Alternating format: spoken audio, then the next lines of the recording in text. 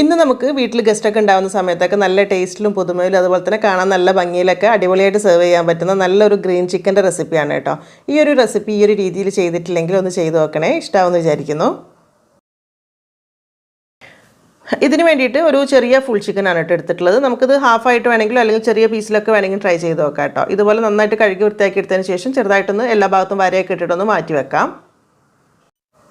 ആദ്യം മസാലയ്ക്ക് വേണ്ടിയിട്ട് ഒരു 8-10 പച്ചമുളക് എടുത്തിട്ടുണ്ട്. അത് ചെറുതായിട്ടൊന്ന് കീറിയിട്ട് വേണം ഇതുപോലെ എണ്ണയിലിട്ടിട്ട് ഫ്രൈ ചെയ്തെടുക്കാൻ, അല്ലെങ്കിൽ എണ്ണയിലിടുന്ന സമയത്ത് പൊട്ടിത്തെറിക്കും കേട്ടോ. അപ്പോൾ അതൊന്ന് ശ്രദ്ധിക്കണം. ചെറുതായിട്ടങ്ങ് ഫ്രൈ ആയി തുടങ്ങുന്ന സമയത്ത് തന്നെ കുറച്ച് കൂടുതൽ കറിവേപ്പിലയും കൂടി ഇട്ടിട്ട് രണ്ടും കൂടെ നല്ലോണം അങ്ങ് ഫ്രൈ ചെയ്ത് മാറ്റി വെക്കാം. നമ്മളിതിലേക്ക് മെയിനായിട്ട് എരിവിന് വേണ്ടിയിട്ട് ഈ ഒരു പച്ചമുളക് തന്നെയാണ് കേട്ടോ എടുക്കുന്നത്.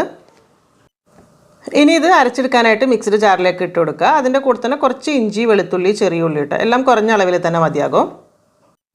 പിന്നെ ഒരു തക്കാളിയുടെ ഒരു പകുതി ഭാഗം ചെറുതായിട്ട് മുറിച്ച് ചേർത്ത് കൊടുക്കുക. ഇതിലുള്ള അത്ര കൂടുതൽ വേണ്ടിയിട്ട്, ഇത് അധികം പുളിയില്ലാത്ത തക്കാളി ആയതുകൊണ്ടാണ്. നല്ല പുളിയുള്ളതാണെങ്കിൽ ഒരു പകുതി ഭാഗം തന്നെ മതിയാകും. അതിൻ്റെ കൂടെ തന്നെ ഒരു കൈപ്പിടി അളവിൽ മല്ലിയിലയും പുതിനയിലയും ചേർത്ത് കൊടുക്കുന്നുണ്ട്. പിന്നെ ഒരു മീഡിയം സൈസിൽ വരുന്ന ഒരു ക്യാപ്സിക്കം ഇതുപോലെ ചെറുതായി മുറിച്ച് ചേർത്ത് കൊടുക്കുക.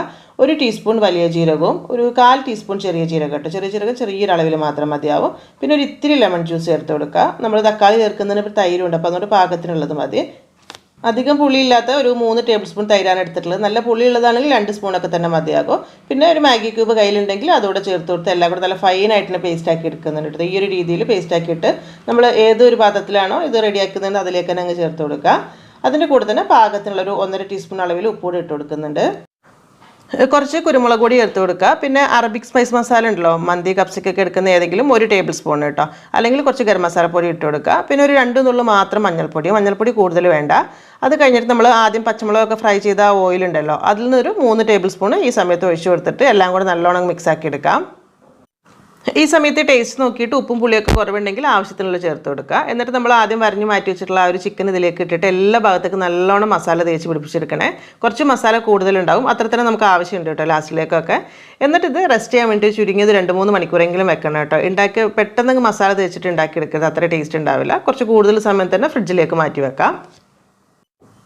ഇനിയിപ്പോൾ നമ്മൾ ഈ ഒരു പാനിൽ തന്നെയാണ് കേട്ടോ ഇത് വേവിച്ചെടുക്കുന്നത്. അപ്പോൾ തീ കത്തിച്ച് അത്യാവശ്യം നല്ലോണം അങ്ങ് ചൂടായി തുടങ്ങുന്ന സമയത്ത് ഇത് അടച്ച് വെച്ച് കൊടുക്കുക. ആദ്യത്തെ ഒരു 1-2 മിനിറ്റ് ഹൈ ഫ്ലെയിമിൽ തന്നെ വെച്ച് കൊടുക്കുക. പിന്നെ ചെറിയ തീയിൽ വെച്ചിട്ട് ഒരു 30-35 മിനിറ്റ് വേണ്ടി വരും, ഫുൾ ചിക്കൻ ആയതുകൊണ്ട് കേട്ടോ.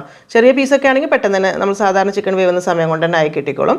അപ്പോൾ ചെറിയ തീയിൽ വെച്ചിട്ട് ഇടയ്ക്ക് ഇങ്ങനെ ഇളക്കിയിട്ട് കൊടുത്ത് തിരിച്ചും മറിച്ചിട്ടിട്ട് തന്നെ വേണം വേവിച്ചെടുക്കാനായിട്ട്. മസാല ഉള്ളതുകൊണ്ട് അടി പോകാൻ ചാൻസ് ഉണ്ട്, ശ്രദ്ധിക്കണം. ഒരു 3/4 ഭാഗത്തോളമൊക്കെ വെന്ത് വരുന്ന സമയത്ത് നമ്മൾ ഇതിലേക്ക് കുറച്ചൊരു കാഷ്യൂ പേസ്റ്റ് ചേർത്ത് കൊടുക്കുന്നുണ്ട് കേട്ടോ. ഒരു 5-8 അണ്ടിപ്പരിപ്പ് കുറച്ച് വെള്ളത്തിൽ കുതിർത്തിട്ട് കുറച്ച് വെള്ളം കൂടെ കൂട്ടിയിട്ട് അരച്ചെടുത്തിട്ടുള്ളതാണ്. അപ്പോൾ ഇതുകൂടെ ചേർത്തിട്ട് മിക്സ് ആക്കിയിട്ട് ബാക്കി വേവിച്ചെടുക്കുന്ന സമയത്ത് എല്ലാം കൂടെ നല്ലൊരു ടേസ്റ്റ് ആയിട്ട് കിട്ടിക്കോളും. പിന്നെ ഇതിൽ പച്ച കളറൊക്കെ ഉണ്ടെങ്കിൽ അത്ര എരിവൊന്നും ഉണ്ടാവില്ല കേട്ടോ. നമ്മൾ ആ ചേർത്തിട്ടുള്ള ഒരു പച്ചമുളകിൻ്റെ എരിവാണ് ഇതിൽ കാര്യമായിട്ട് വരുന്നത്, വേറെ മുളക് പൊടി കാര്യങ്ങളൊന്നും ഇല്ലല്ലോ. ചിക്കനൊക്കെ അത്യാവശ്യം വെന്ത് മസാലയൊക്കെ അത്യാവശ്യം ഇതുപോലെ വറ്റി തുടങ്ങുന്ന സമയത്ത് ഇനി നമുക്കിത് തുറന്ന് വെച്ചിട്ട് തന്നെ വേവിച്ചെടുത്താൽ മതി കേട്ടോ. ഒന്നങ്ങ് മുരിച്ചെടുത്താൽ മാത്രം മതി. അപ്പോൾ ഇതാ മസാലയൊക്കെ നല്ല കുറുകി നല്ല ടേസ്റ്റായി വന്നിട്ടുണ്ട്. ഈ സമയത്ത് കുറച്ച് മസാല ഇതിൽ നിന്ന് കോരി മാറ്റി വെക്കുന്നുണ്ട് കേട്ടോ. നമുക്ക് ലാസ്റ്റ് സെർവ് ചെയ്യുന്ന സമയത്ത് അതിൻ്റെ കൂടെ കൂട്ടി കഴിക്കാം. അല്ലാന്നുണ്ടെങ്കിൽ എല്ലാം വറ്റി പിടിച്ച് കുറച്ചങ്ങ് ഉണങ്ങിയ പോലെ ആയി പോകും.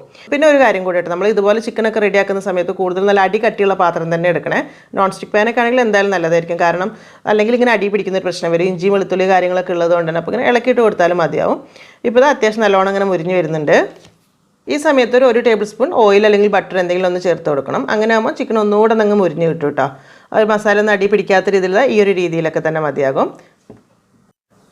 പിന്നെ ഈ ഒരു ചിക്കന് നല്ല സ്മോക്കി ഫ്ലേവർ, നല്ലൊരു ഗ്രിൽ ചിക്കൻ ടേസ്റ്റ് ഒക്കെ വരണമെന്നുണ്ടെങ്കിൽ ഒരു ചെറിയ പീസ് ചാർക്കോൾ കത്തിച്ചിട്ട് ഇത്തിരി എണ്ണ ഒറ്റിച്ചിട്ട് ആ ഒരു പുക വേണമെങ്കിൽ ആക്കിയെടുക്കാം. ഞാനിപ്പോൾ ഇതുവരെ ചെയ്തിട്ടില്ല. ഇനി നമുക്കിത് ചൂടോട് കൂടെ തന്നെ ചപ്പാത്തിയുടെ, പൊറോട്ടയുടെ, കുബൂസിൻ്റെ കൂടെയൊക്കെ കഴിക്കാം. അല്ലെങ്കിൽ പ്ലെയിൻ ആയിട്ടുള്ള മന്തി റൈസ്, ബിരിയാണി റൈസ് ആണെങ്കിൽ നല്ല ടേസ്റ്റ് ഉണ്ട് കേട്ടോ. ഞാനിപ്പോൾ ഇവിടെ ഒരു പ്ലെയിൻ ആയിട്ടുള്ള ഒരു ബിരിയാണി റൈസാണ് ഉണ്ടാക്കിയെടുത്തിട്ടുള്ളത്. ആ ഒരു റൈസും ഈ ഒരു കുറച്ച് ചിക്കനും അതുപോലെ തന്നെ അതിൽ നമ്മൾ എടുത്ത് വെച്ചിട്ടുള്ള ഒരു മസാലയൊക്കെ ഉണ്ടല്ലോ, എല്ലാം കൂടെ കൂട്ടി കുറച്ച് ചമ്മന്തിയൊക്കെ കൂട്ടി കഴിക്കുകയാണെങ്കിൽ അടിപൊളി ടേസ്റ്റ് തന്നെയാണ് കേട്ടോ.